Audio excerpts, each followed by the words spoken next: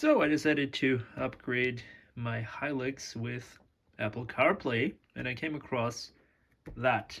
This is a adapter solution which you can plug into your original radio, or well, head unit, however you want to call it, and it will display CarPlay on that very unit. That was important for me because aftermarket radios are kind of hit or miss. Like some are really good, some of those Android radios are good, some are trash. And so when you can retain the original radio or head unit on your car, that's always a good thing. And so I'm interested to see how this works. So I'm still a bit interested if this really works on my car, because it did not explicitly say Hilux. It said like all the other cars, but not the Hilux. I decided to try it anyway because I'm pretty sure it has the exact same head unit, the exact same Toyota Touch, whatever how they call it on Toyota. So it's nicely packaged, as you see. It's fairly expensive as well. I got this from Amazon for 210 euros with a discount. Let's hope it's worth that. However, the installation should be pretty simple. So you have this is the computer, or just the unit itself, and you have all of those cables. So that's it. It's not really intimidating like on the other aftermarket radios, which have like a million cables. This only has this wiring loom here, and you plug that one into the unit, and then you split this between the car head unit and the unit. So that wiring loom will basically integrate it into the original head unit. And I'm still interested to see what that is about, because it says here USB video, and I think that is if you want to add a backup camera to your car. Mine already has one, so I don't think we'll need that. But it's still nice that you can actually edit through here, because I suppose the original head units a lot of times don't have any kind of plug for aftermarket backup cameras. So as you see, this is the camera plug. But anyway, and then you have the Wi-Fi or GPS, whatever that is. It says Wi-Fi, but why Wi-Fi? It's probably GPS, isn't it? Anyway, I'm gonna attempt to install that and hope that it works as well on the Hilux. Okay, here's the interior of the Hilux. And I found a YouTube video where the guy had the head unit out in 5 minutes, literally. So if it also works that fast, well, for sure not for me, I do it for the first time, but if it works as good, then I'll link it below. So what he did first is he unscrewed those bolts under here, under the dashboard, and he pulled this down here, this plastic piece. And when he pulled that down, that revealed here that strip that also he peeled off like that. Then he removed the glove box, or this glove compartment thing, like the whole thing. And then he pulls that forward, and last he puts the radio out. So I'm gonna be interested. Hopefully I don't break any clips off. And so yeah, let's do that. Let's do it. It's kind of odd for me to do this in the Toyota and not in the Mercedes for once. So yeah, I think every car guy has to tear down his center console at one point, right? Anyway, let's see if I can do it. So here I removed those two screws. Came out really easy. They're bolts actually, as you see. They spread apart when you screw the screw in, so that's that. And then that could be clipped off. So I'm not sure, like the guy in the video, he did not remove this. I don't know why he didn't do it. Probably it's faster for him, but I'm gonna remove it just for the access sake. So here, this is this piece. Pretty simple, guys, pretty simple. All right, now that, yes, that, so I need to put that away first. And then I have to unclip this all the way over there. I hope I don't ruin anything, because if I do, this might cause noises and stuff and vibrations when one clip is not holding how it should. That, guys, was literally the easiest trim removal ever. Just like in the video, all you do is you slightly pull on it and the whole thing will come out. Nothing broke off, and this plastic is removed. As you see, just a strip of plastic. And now we need to move on to here, the glove compartment. That should also just be able to be popped out like a Lego brick. It comes out, you pull here and there, you open it, of course, you pull here and there, and it should come out. Yeah, that is now removed here.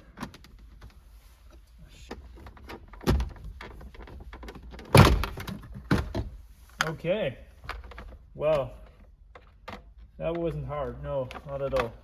This comes off as a separate piece. Man, if I compare that to the Mercedes with its screws and like weird angles and stuff, this is not hard at all compared to that. So last piece, then we can get access to the screws. How awesome is that?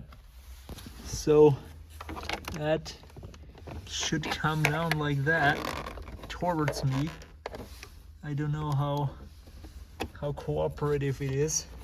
So as you see, there were no screws until now, like none except those two. So I mean, that's good, I guess. And how do I remove this? Move the steering wheel up, maybe? Well, it gives me a bit more access. Well, maybe not like that, guys. What? That was it already? Jesus, did I break something now? No, I didn't. Man, that's a simple unit. Look at that. No bullshitting around. Now you have access to the whole interior. Yeah. Simply built. I like it. So now 4 screws, 1, 2, 3, 4. Those are a bit tricky to get to.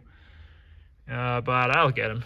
So those are the only remaining screws. So before I unscrew those, I'll prepare the unit here and then move on to connecting it to the radio. So here's the unit.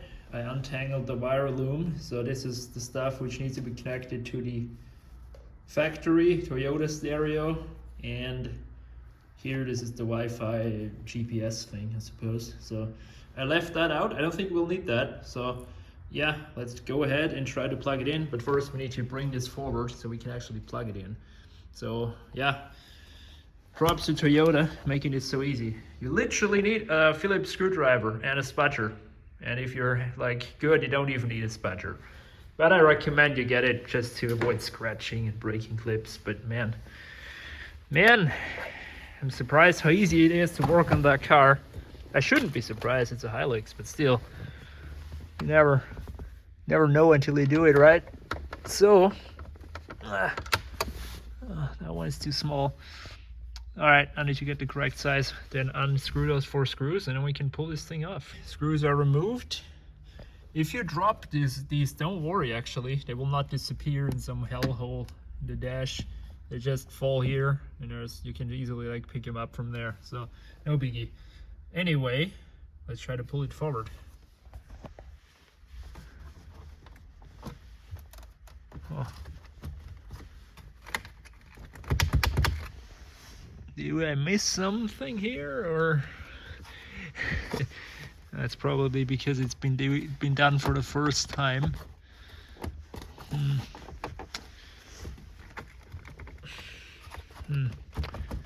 Yeah, okay. It's better to do this with 2 hands. Okay, what is here? There's a wire. Okay, let me quickly hop over to the passenger side and check out what this wire is. It's probably this airbag light thing.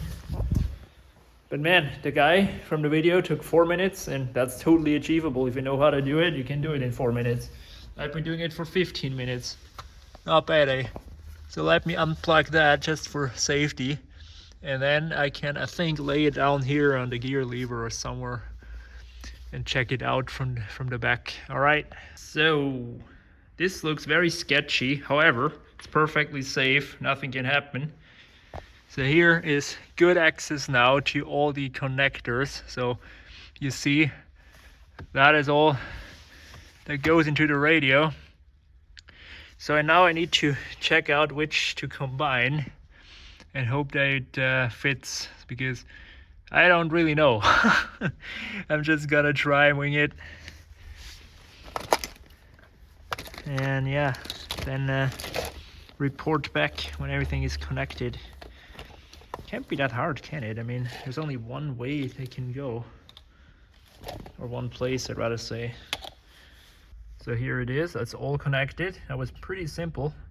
I used the ones which go from here, the wiring loom from this carabc unit, to the ones which had the splitter, and the rest I just left in place, because for example that one or that one I just left them because they're not needed apparently, and the rest I plugged the other in between, and it doesn't really look any different, does it? So now I have to find a way to cram this back there. All right, I really don't know where I'll put it, honestly.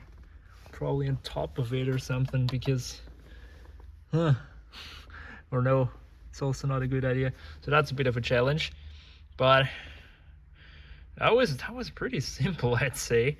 Now reconnect that again, get it all in there somewhere. I was thinking of like, should I maybe secure it somewhere, but where should I secure it? And once this whole behemoth is in place, can it even move anywhere? I doubt it. But it's gonna make noises, right? But even if I glue it down with double-sided tape or something, probably doesn't really matter, does it? There's a good space for it back there. I'm just gonna try and see. The radio is back in place. I put this thing down here for now. Obviously this needs to be back in place, and there's no space for it, so I need to wedge it behind the radio somehow. Did I think that's gonna be the most challenging part? Not at all. Did somebody have his signature here? Lau? Anyway, whatever. I'm gonna try if it works, the damn thing, first, and then I'll proceed. So you'll be my witness if it'll work. Hope it does. It's probably because it's been removed. Yeah, it says like a hard reset now, or however you say it. It boots up again. Call it how you want. At least it still boots. Okay, so I have here the plug for the factory USB. I hope it works with this and not with the one included.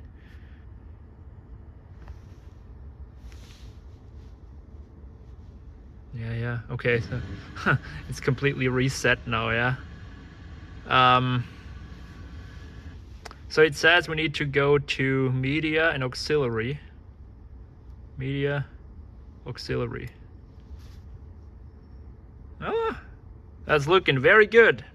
And now also somebody said that you need to set the camera so it uses the factory camera thing, like the factory connection, not the one from this, basically.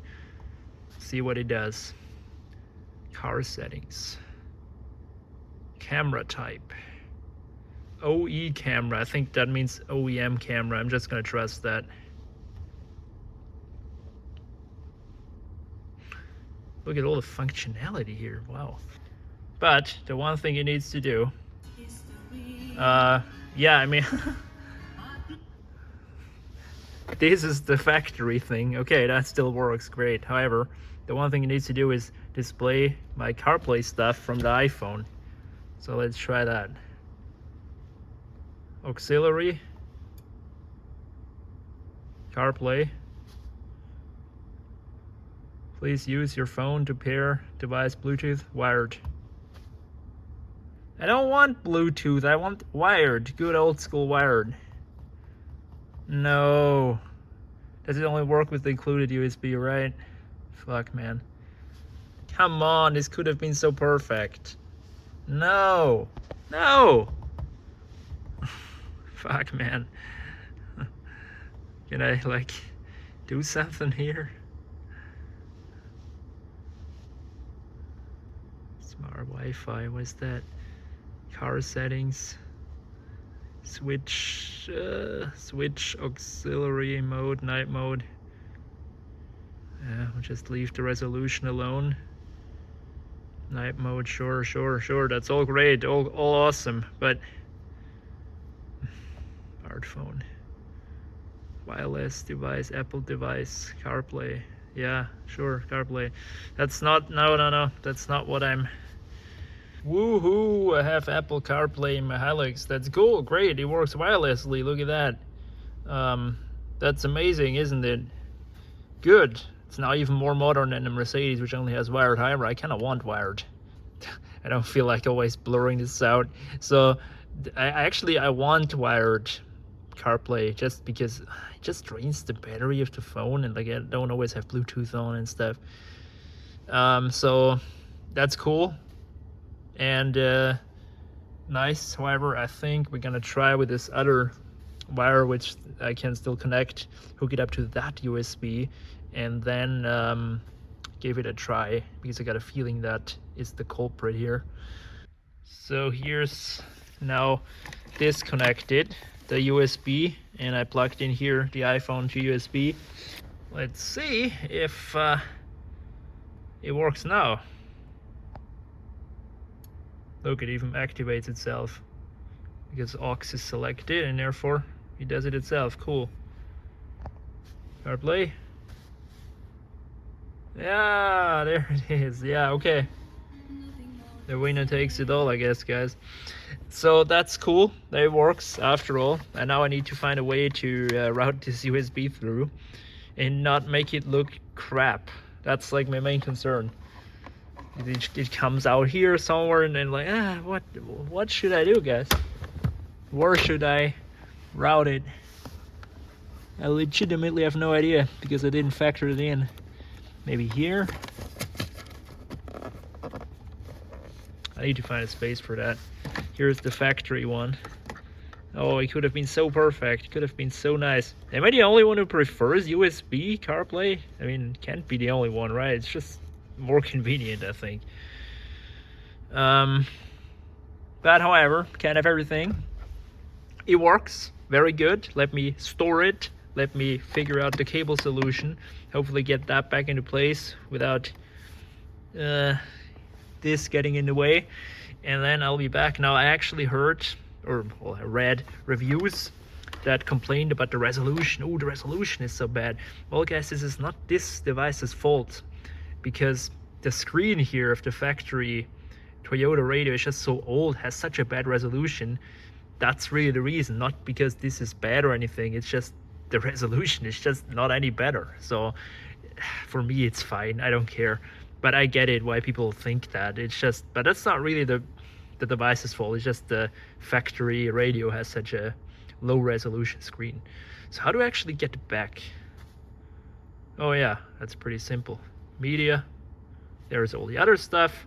So that, as you can see how nicely integrated it is. All you do is you go to auxiliary and it should open up, right?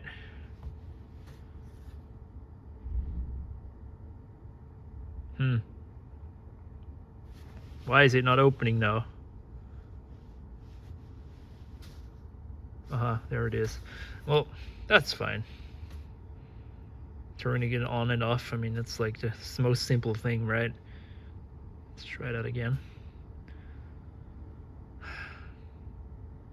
Yeah, you need to do this. Fine. I have no problem with that.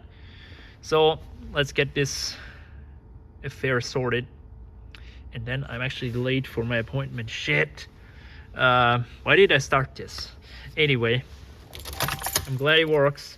It's definitely staying in here. I just need to find a space for it. Okay guys, update, and I'm really in a hurry right now, but I managed to fiddle the USB through here by pulling that down. It's like an air vent. That's here where the air comes out. So that can be put on as well still, but I have here the USB coming out, which is not an elegant solution, but it's better than it comes out here and it makes it look like super bad. So I'm gonna just, yeah, I'm in a hurry a bit, sorry guys. I'm just gonna leave it like that right now, probably wedge it in here, it'll come out here. And now I'm gonna try to finish the car, well, in record time. Let's do it, I can do this. First that, then that, well that as well, and finally the plastic stash piece, and then I'm done. I can do this. I have 5 minutes literally. Then I have to go. All right, 3, 2, 1, go. Guys, I'm not bullshitting you. I had this back together in 3 minutes. That was so easy, like Legos. And it's all nice and secure again. No problems. So I'm gonna try this one last time. Oh, and check out the reverse camera situation, because that's what people have told me. I'm just too curious.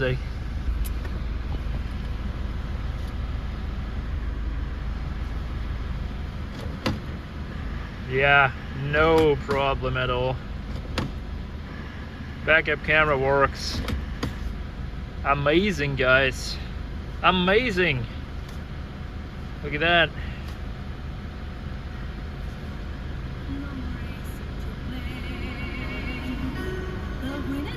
It doesn't display though the volume. It's kind of odd, but fine, I can live with that.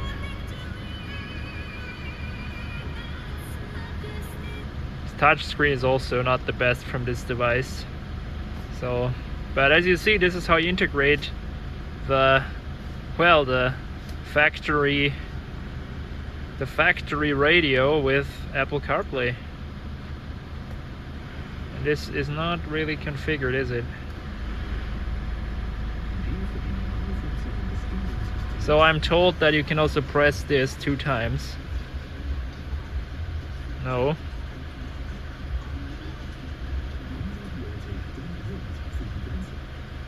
Ha! Wow, that's cool. So for once this button is actually useful. Try one last time here. Oh no, die Spracherkennung. Let's try if we can switch the songs here.